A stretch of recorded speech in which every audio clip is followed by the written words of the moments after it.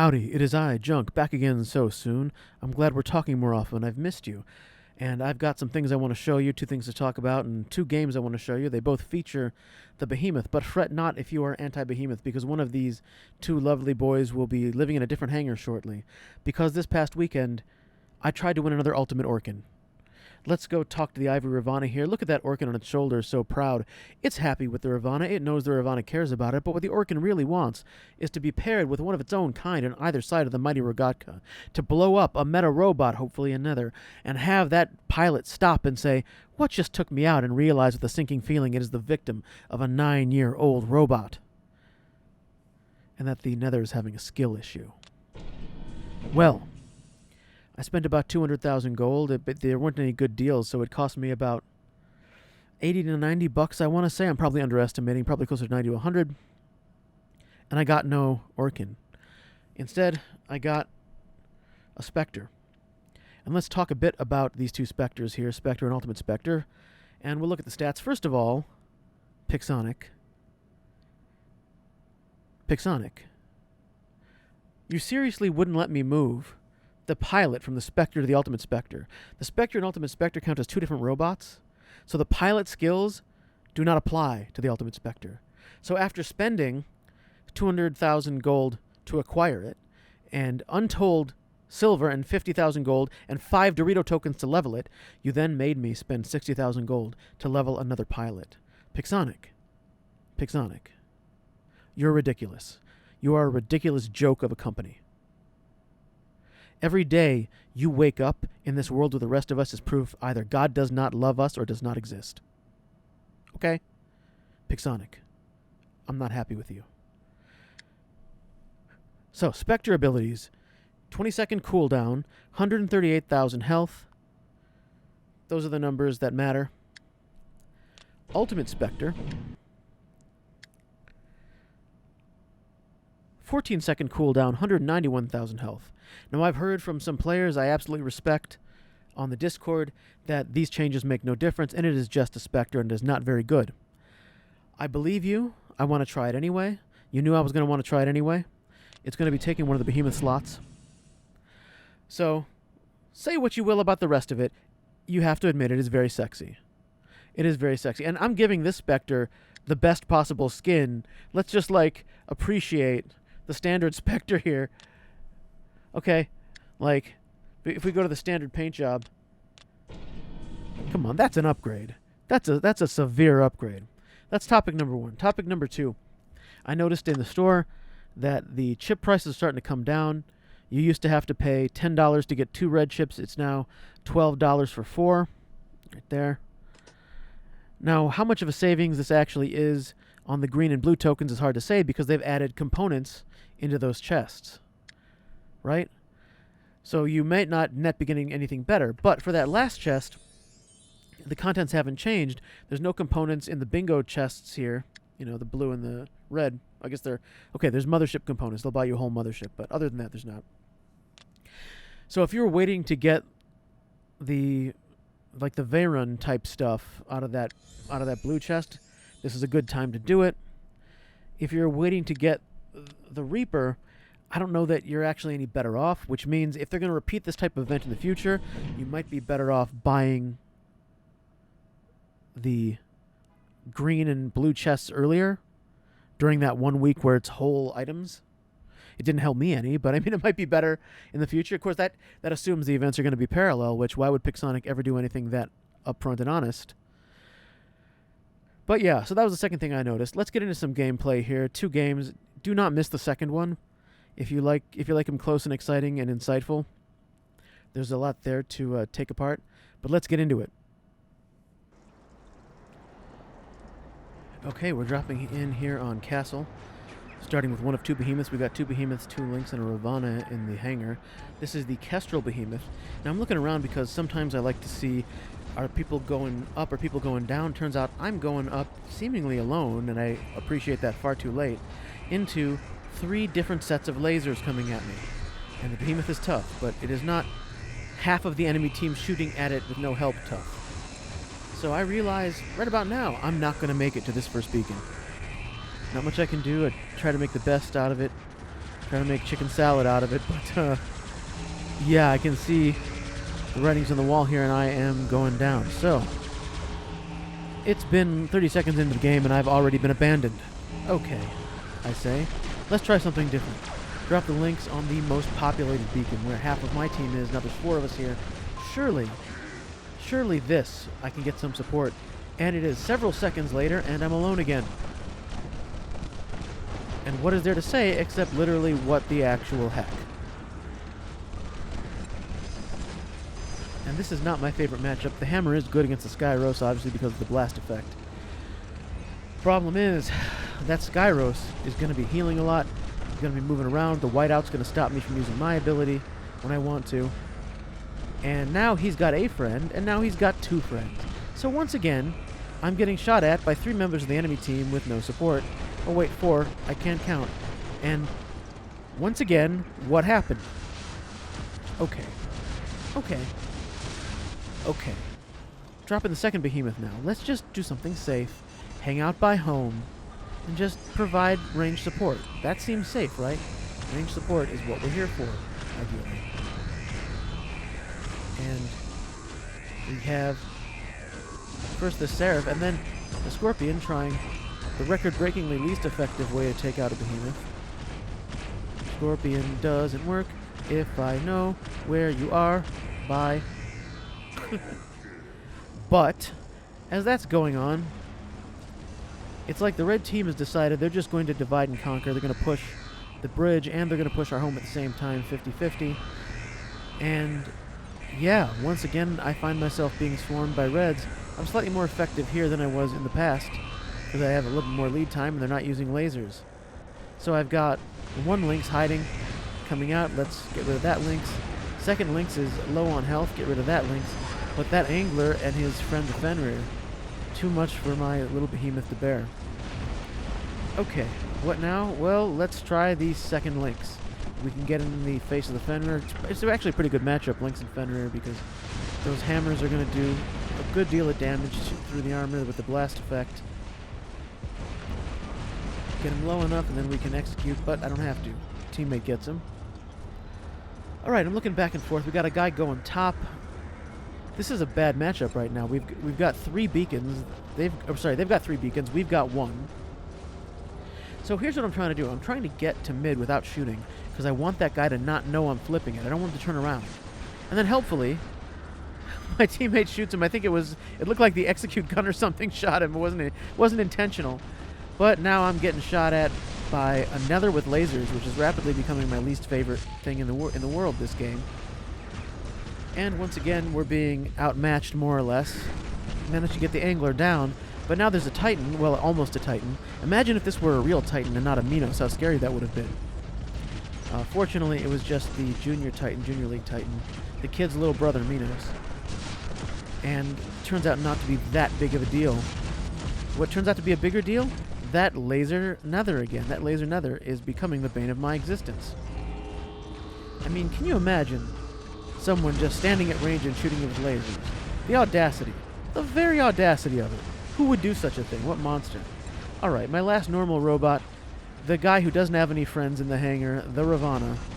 We got rust rockets in either hand and a ultimate Orkan on the shoulder. I'm trying to get some shots in on this Seraph. And somehow, I miss a 3-card Monty trick with these robots. I'm expecting to turn around and find a Seraph when I go back there. And what I find instead is the bane of my existence, the Nether, and a Luchador. It's like, what happened?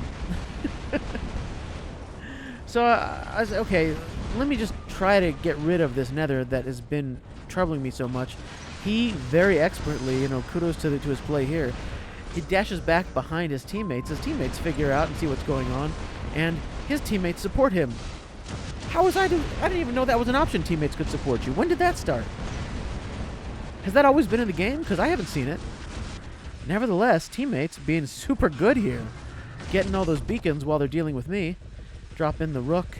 Manage to erase this Luchador with some help. Interesting hybrid build. Alright, let's replenish our shields. and I can see there's a guy going for their home, and wouldn't you know, it's the Feather Destrier. There will be no Feather Destriers getting the home beacon today, my friend. No, sir. And managed to get the kill and pad my cap stat by 1. Drops back in. You can see the Skyros is going to get A. Beacon A sees me and is like, nope, not worth it. But the Feather Destrier is now in a rocket angler, incinerator angler. Runs towards me. I'm just going to fly up and out of the way of that. The problem is, when he phases back in, I'm going to lose this beacon unless I have some team support. And guess what? Team support? What? Teammates helping teammates? That's the ultimate hack in the game, isn't it? Alright, we managed to, I don't know if it was my ability or his, we throw the angler back, I back up a little bit, and when he phases back in, it's right in front of some bubble shotguns, and he is gone. This is starting to look more possible than it did before. I don't even mind playing a little solo, but I don't have to. I decide I'm going to go after this Indra. I think I did manage to suppress him there. I think through the wall, like, the area of effect was big enough. And now it's a kind of a pickle in the middle situation for him. There's no place for him to go, really, but down to the ground. As the last seconds tick away, I'm thinking, man, I really underestimated these teammates. They are apparently just much, much better than I expected. Little did I know, when I thought I had the team on my back at parts of this, turns out I was on somebody else's back the whole time. Let's check out the scoreboard. There you go, 5.1, 9 kills, 9 caps. But I have a teammate who did 15 kills, 10 caps, and 6.9 million. Let's take a look at his hangar here briefly when it pops up. You can see we were well outside the other team's abilities on Android. 44% win ratio, better than mine. I did notice here you've got 2 ranged, 2 up close, and then a mid-range on the links. Very balanced hangar. This wasn't like he happened to have range and hit the perfect hangar. His hangar is very balanced and ready for anything. So, learned a little lesson there, I guess, in humility. Let's go to the next game and see if that lesson continues. Okay, we are dropping in here on the carrier. 2 behemoths, 2 links, and the Ravana. First behemoth out is going to be the Kestrel behemoth, so if we can get some kills early, we can get some speed. You'll notice as I'm going to drop down here, I'm going right in the middle. That bug where it slows you down when you go down the ramp is still in the game. So you can lose 6-7 seconds trying to go down the ramp. If you've got a beefy robot, I'm talking behemoths, I'm talking Fenrirs, save yourself the trouble and go down that middle lane. And I'm set up, my favorite place is this platform right behind the beacon. A little more range, and here we see, oh, here comes an Orochi.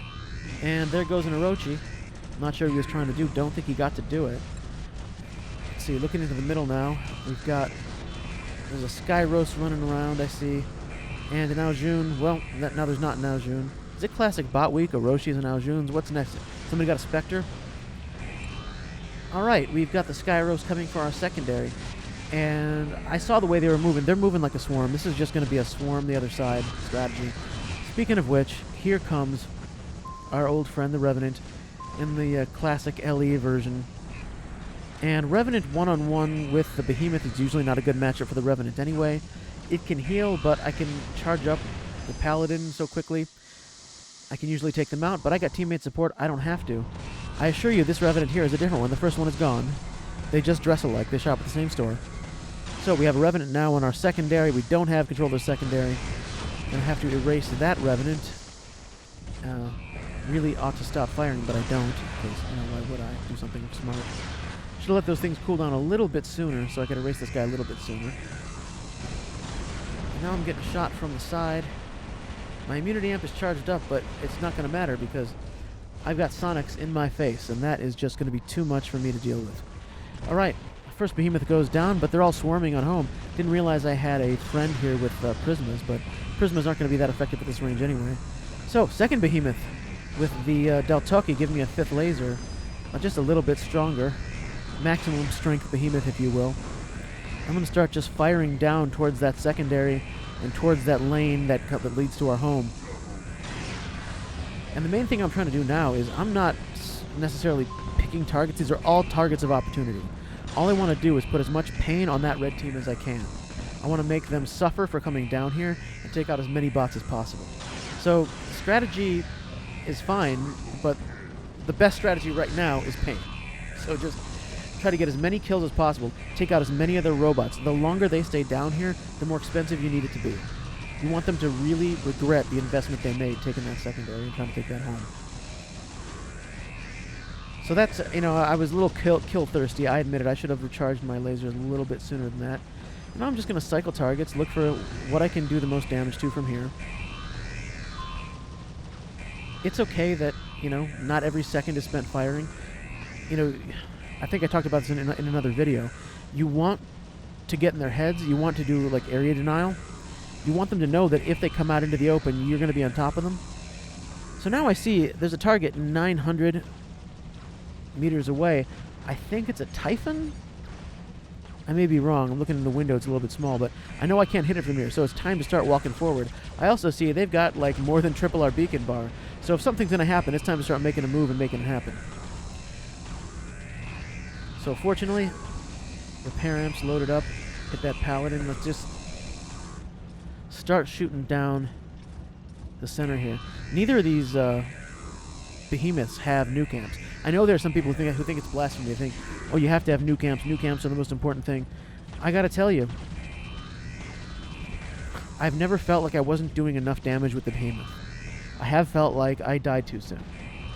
So, I think it depends on your play style and how you like to play. But for me, repair amps are the most important thing, and then some type of anti-control solution with the behemoths. I've been doing the Predator thing with double immune amps, so they load up faster.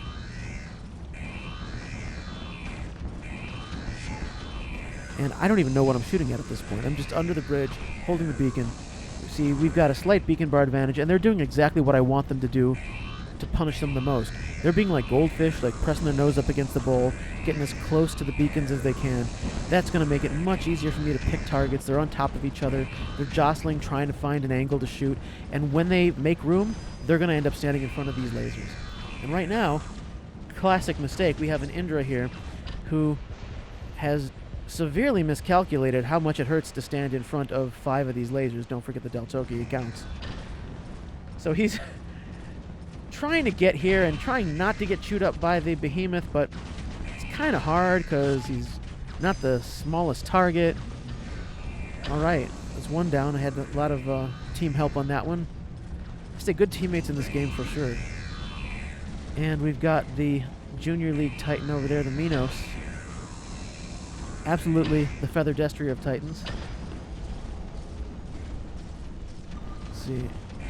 Aether's very easy to take out if you've got multiple people shooting at them, and as you can see, it looks like a Pink Floyd show out there. So many lasers going up on that Aether. Now, I don't turn around fast enough here, but I can see now they're starting to take our home. And I waited till they had already flipped it to realize something was wrong. I turn around and I see a teammate walking towards there, and he's in a Weber. That's a Weber Typhon? And it looks like there's a Skyros and an Indra. Weber Typhon is a great matchup for Skyros, and the two of them go off to dance, so I'm happy about how that worked out. Leaving me with the Indra, and I gotta tell you, I like my odds against an Indra. I mean, they can do a lot of damage with those guns, don't get me wrong. But they do have to at some point phase in to do that damage, and that gives me an opportunity to do some damage of my own. So it looks like my teammate in the Typhon was not able to take out the Skyros. Skyros comes out to give him a little help, and actually the Skyros is what got me. So let's bring out the Rook and stomp on home. We have a tiny sliver of beacon bar left, but beacons are flipping pretty fast, and standing on home gives me a chance to shoot at the Indra that I wasn't able to take out the first time. Indra is figuring out this is not going quite the way he intended, but there's nothing he can do about it right now. So I see we've got 4 cap. They're taking their home back. We've got to get our secondary. So I land on it and manage to erase this angler, just luckily. I see that Skyros is still moving around, but I can't do anything about it until this beacon flips. I need to regenerate my shield, which hopefully I do at some point. And now I'm just trying to walk towards center, and I'm hoping maybe if I can get to there to stop him from flipping it, maybe we can win this thing, but I can't get there in time. My heart's broken, and then he just leaves. Just leaves to go flip something else, which, fine by me, because I'll just stand on here and flip this. I have no objection to that. So looking back and forth, we're fighting down there. We've got a couple guys on home. Looking at their home, we could use some help. That's the only beacon we don't have, so let's just get on their home. Sorry, Typhon, I kind of need this. So Typhon down, watching the beacon bar. It's getting close. Can we do it? Are they going to do it? Oh, they have no beacons. That's going to be a problem. The 5 cap and the win coming from behind on the carrier. Let's take a look at the stats for the for the camper. How did the camper do?